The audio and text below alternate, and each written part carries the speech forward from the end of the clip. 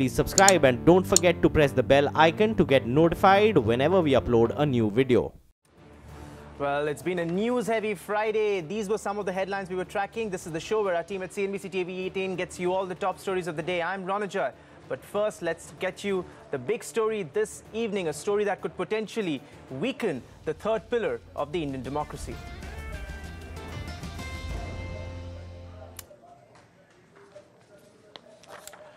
In an unprecedented move, 4 top judges of the Supreme Court, the senior most after the Chief Justice of India, held a press conference to complain about the functioning of the country's top court. Justice Kurian, Justice Gogoi, Justice Lokur, and led by Justice Chalameshwar, did not hold back their punches and alleged that democracy is in danger. The press conference was held at the residence of Justice Chalameshwar. They accused the Chief Justice of allocating specific cases to benches of his preference. The judges claimed that they went to the Chief Justice this morning with a specific request and that was denied. And so they claimed that they had no choice left but to hold this unprecedented press conference. They also released a letter written earlier to the Chief Justice on allocation of cases into specific benches. The letter reads, and I quote, "There have been instances where cases have far-reaching consequences for the nation. They have been assigned by the CJI selectively to the benches of their preference without any rational basis for such assignment. This must be guarded against at all costs," end quote. Defending the decision to openly rebel against the Chief Justice, Justice Chalameshwar asserted that they had a responsibility to the institution and, more importantly, a responsibility to the nation. An extraordinary event in the history of this institution of judiciary. It is with no pleasure in our hearts we were compelled to take this decision to call for a press conference. For some time, the administration of the Supreme Court is not in order. There are many things which are less than desirable which have happened. We try to collectively persuade the Chief Justice that certain things are not in order, therefore he should take remedial measures. Unfortunately, our efforts failed. It's a discharge of a debt to the nation that has brought us here, and we think that we have discharged a debt to the nation by telling you what is what. More is there in the letter. Beyond this, I don't think there is any other issue we need to address. It is an issue of assignment of a case, which is an issue raised in that letter. So was the this is about lawyers thing? Yes. Well, significant comments, statements coming in there from the senior judges of the Supreme Court. Let's get you some more details of the significance of this. Ashmit Kumar, our legal correspondent who was there at the venue of this unprecedented press conference, joins in now. Ashmit, one doesn't really know how to respond to this, but take us through the significance of this and what would it really mean for the sitting Chief Justice of India? What will it mean for him going forward?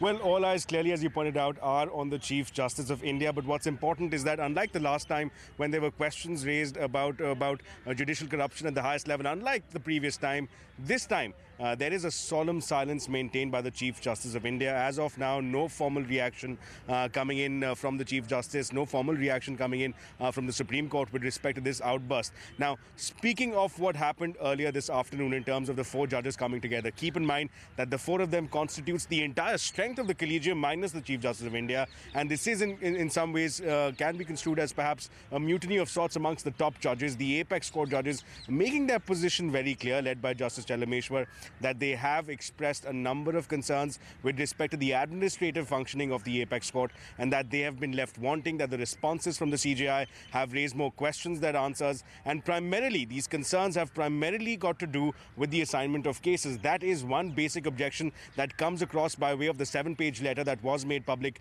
by these 4 judges. And the tipping point appears to be the assignment of the Justice Loya case. There were 2 petitions that were filed seeking a probe into Justice Loya's death.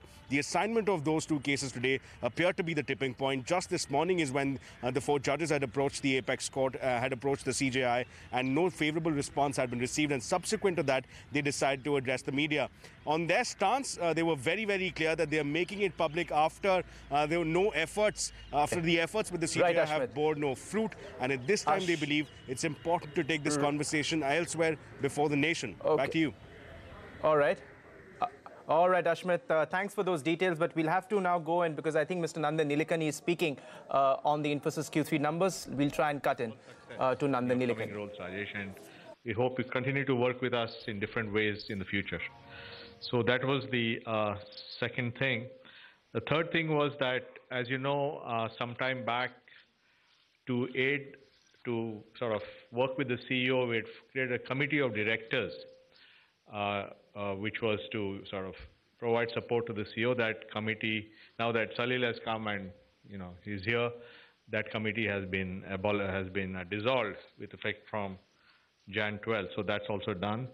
And then sometime back, we had said that when I first came, we had talked about a shareholder consultation process. So we have done that too, and we have received the feedback, which is very useful, and we hope that we will, we took it on record yesterday and today, and we hope to use that feedback in a very constructive way to, continue to improve our shareholder relations, and that's also done.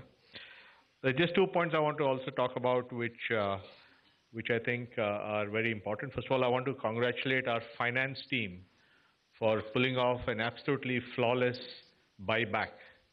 A very complex buyback because we are listed on 4 continents or 4 countries. This is in India, we are in Paris, London, New York, 4 different exchanges. And, we have shares running in India, ADR, all kinds of things. And in all that complex thing, they have done an absolutely flawless implementation of the buyback. And the buyback was successfully done, and I want to congratulate Ranga and his team for a superb job on that. And the other thing, of course, you heard about it. I'm sure this is the first time you heard this, advanced pricing agreement, and the first time I heard it. So they have very successfully come to agreement with the IRS on taxes. Again, a great job by him and his team, and by Sunil and others. So I'll very shortly hand over to Salil, but I must say that, I think, as we told you last time, we had the previous quarter was fairly tumultuous, but in spite of all the distractions, a great leadership team with Praveen, Rajesh, Ranga, Mohit and Ravi, and all the other leaders really, pulled everything through. And they've continued to do that in this quarter. So again, this quarter they've turned in, I think, a really superlative performance. And typically you should know that December quarter is very difficult in business because most of in the Western Hemisphere, people start getting into the holiday mode, and therefore that's a very tough quarter. But in that quarter, the performance they pulled out, including not just on the revenue, but collecting cash, reducing AR, all kinds of things is great. And I think great job, guys, for what you've done. So with that, I'll push off. So I'll now request Salil to take over and run the rest of the proceeding. But before, maybe if you have any questions. Okay, business questions, they will answer. Aadhaar, not today. Is there anything else you guys had? Nandan, hi. Rukmini Rao from CNBC TV18 here. Hi. Okay. So your peer is kind of bagging billion-dollar deals like crazy. So is that a mandate for Salil going forward? And also, have you guys met Mr. Murthy after he's taken over? TCS. So since TCS is bagging it, is that a mandate that you have given Salil? And also, have the both of you met Mr. Murthy after he's joined, really? Thanks. Yeah, we did meet Mr. Murthy. We were there at the Infosys Prize together. Answer their question. Next question from hi. Economic Times. Yeah. Hi. Yeah.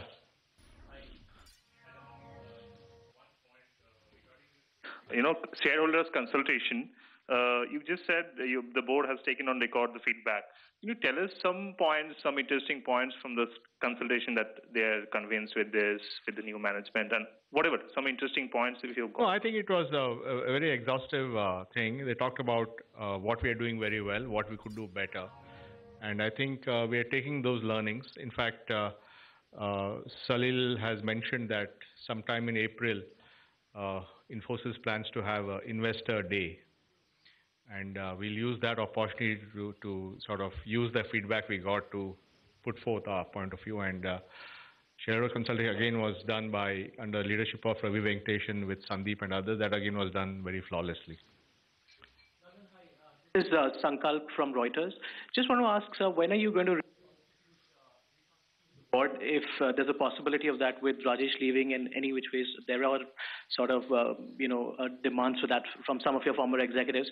And also, just to add on to that. Rajesh is, he's the president, but he's not on the board. But are you going to, because when you came in, you said that you make sure that Mr. Murthy gets the respect that he deserves. So are you going to hire a board member? Are you going to take in a board member who Mr. Murthy agrees with? As I said last time, the board constitution, when board members change, when all that is the decisions of the board, right? And the board will take those decisions at the appropriate time. Next question from Venkatesh from the Hindu Business Line. Same question. Same question. Sarita from Bloomberg. Constitution. Just wanted to know whether all that talk's done, or what's the... If there's any change in the board, we'll let you know, yeah. Next question from Sarita from Bloomberg. So Nandan, last quarter, earlier this quarter, you were saying that, we hope that Infosys's reality show is finally over. And I did want to ask you whether you still think it's over or whether season 2 is still to be commissioned. No, I think the show has run its course. Next question from Shilpa from Times of India. Sujit here from the Times of India. How big is the team from Times of India? Yeah, big team. Nandan, it's part comment and part question. When that settlement plea was filed with SEBI, the natural tendency for the media is to, it wasn't self-explanatory. So we had to... Actually, it was. It wasn't. If you read it... No, it may be self-explanatory to you, not to us. The clause under which it was done, it would be self-explanatory. No, it may be clear to you, it wasn't clear to us entirely, which is why we tried... The SEBI law, you can figure. We tried to get the company to comment on it for us to understand what exactly was the provocation for filing that plea. Now, the company does not respond, and therefore we will come to the conclusions that we did. Now, so if you and then you call up our editors and tell them you are hyping things up, why are you doing this, etc. Again, without clarifying what exactly is the reason for filing the plea. All I'm saying is there are simple explanations that are possible for the company to give. If you're clear about your transparency vision, then I think you should allow somebody to tell us why that plea was filed. Yeah. And even today, you can probably tell us what exactly went on. Actually, now I'm in territory where maybe Indrapit, you just want to quickly clarify because what the scene is. We filed the application, and I think as the chairman said, if you read the press release carefully, it's self-explanatory. I would encourage you to look at the law under which it is filed, and you'll find your answers there. So there is not much more that we would like to add. Next question from Ayushman from Starter Developer. Hi. As a founder, Nandan, what are the one or two key things, key ethos and pathos that you would like the new... Pathos? Jeez. Yeah, right, so that you would like the new Shakespearean management to carry on, and which are the one or two things that you would expect some transformational change, actually? No, I think in terms of the road ahead, I think I'd like to leave it to Salil to talk about what he's thinking about and so on. No, I think, Infosys is a very strong company with very strong values, and we are really delighted that Salil is here, and I think Salil represents the best of what Infosys needs, and he's been here barely 10 days and is already fully, taken charge of everything. So I'm very confident that whatever has been the Infosys values and commitments, I'm sure he will hold it up. Next question from Raghu from Business Standard. Yeah, and I mean, how long will you be during the transition to Salil? What transition? How long will you be as chairman of the company? Barely 10 days he's joined, yeah. Yeah, so I think I've said it before that I'll be here as long as required and not a day longer. So that continues. Next question from Furkan from Deccan Herald. Hi, Nandan. So basically, can we move on to the business? I mean, no, it's not about business. It's about the board. Can we move on to the business guys when?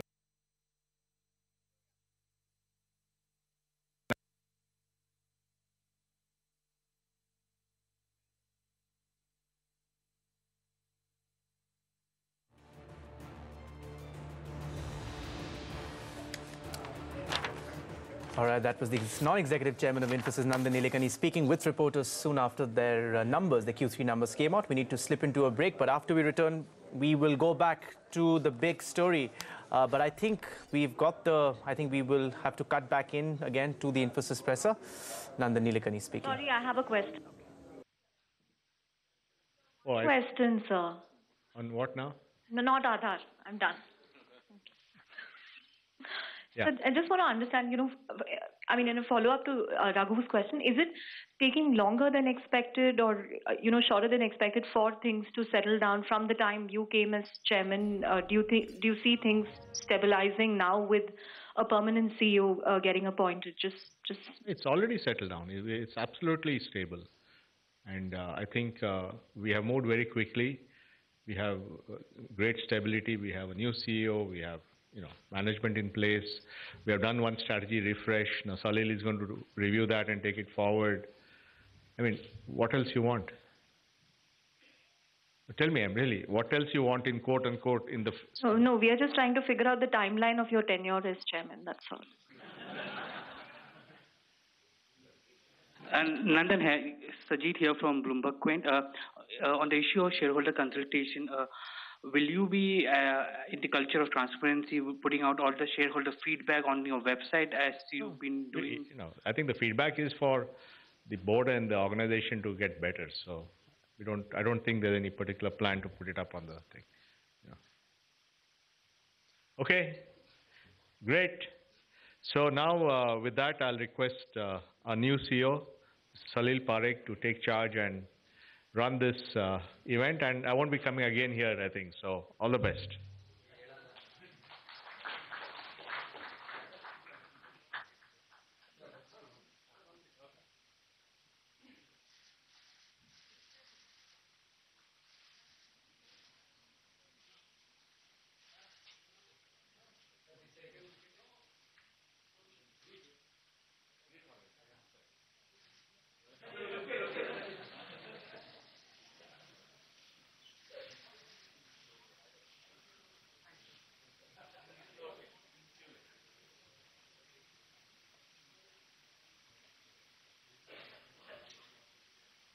Thank you, Nandan. Good afternoon, and wish you all a happy New Year. There we are. So I'm sure most of you heard the opening comments that Praveen, Ranga, and I made a few minutes ago in the TV address. So I'm not going to start with that. Why don't we start with your questions, please? The first question from Shilpa from Times of India. Hello, sir. What are some of your immediate priorities in raising the company's profile in the digital transformation space? Secondly, in terms of the consulting practice itself that had taken some sort of a backseat under the previous dispensation, how do you really plan to bring the focus back on that?